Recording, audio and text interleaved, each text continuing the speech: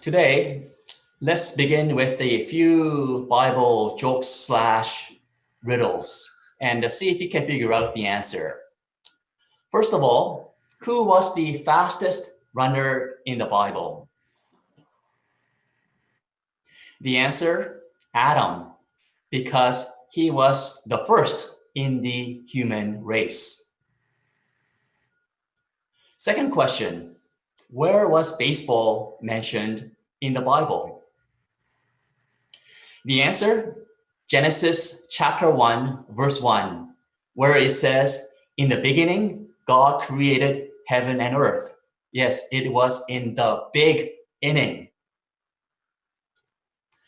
And okay, the last one. And those who still have some memory should know this because I've told this one before. What kind of car did the disciples drive? The answer, Honda, because they were all in one accord.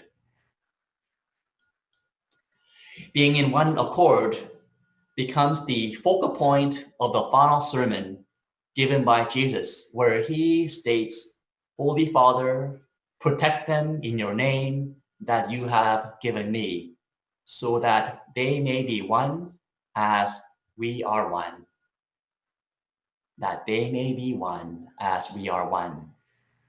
This final sermon from Jesus comes after the Last Supper. The final line spells out Jesus' hope and prayer for us all, that we may be one. At this time, in this juncture of human history, humanity truly needs to come together as one. With the COVID-19 pandemic, there certainly needs international cooperation to battle against the virus. We had an early sign of cooperation back in January. The Chinese scientists who cracked the genome of the coronavirus shared it freely and made it available to all over the world. After seeing this, German scientists immediately began working on the vaccine. Because of technology, it is now possible to cooperate with one another all over the world almost instantaneously.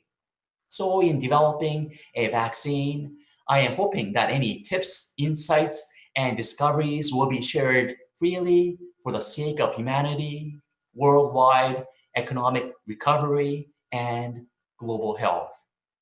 Humanity needs to come together as one more than ever in human existence.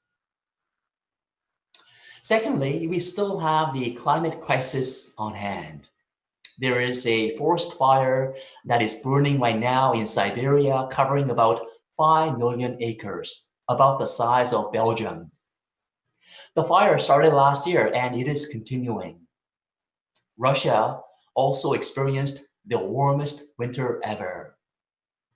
The damage to the environment will continue to get worse, and those who will suffer the most will be the ones living in vulnerable areas near the forest fire zone, floodplains, hurricane alleys, Arctic dry areas, and the cities at the sea level, to name a few.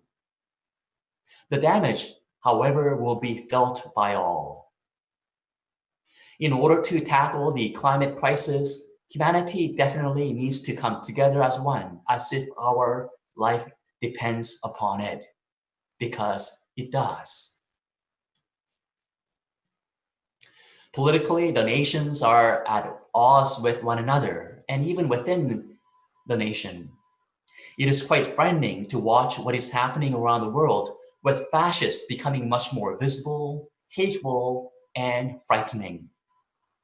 Many of you would have seen this photo of the people carrying semi-automatic rifles who went inside Michigan State Capitol building demanding that the governor put an end to the lockdown on April 30th.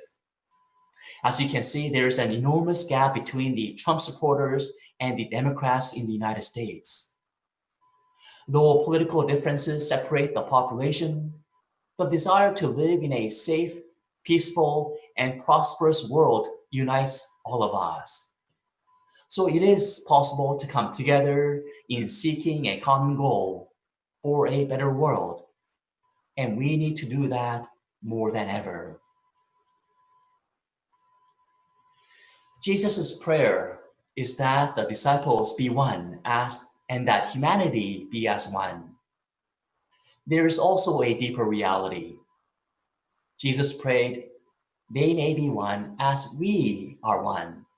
This is deeper than humans coming together with one another. Jesus' prayer and hope that we would be one with God, even as Jesus and God are one. And this comes through clearly at the most agonizing moment of Jesus' life in the Garden of Gethsemane. Luke chapter 22, verse 42 has Jesus praying earnestly, saying, Father, if you are willing, remove this cup from me, yet not my will, but yours be done. Jesus realized that though he wishes for a different outcome, in the end he prayed, not my will, but yours be done. Ultimately, this is why we build churches, why we serve on committees, and why we worship, that we may forego our own egotistical and self-serving desires and strive towards God's will for us. We hope and pray that we will be one with God and do God's will.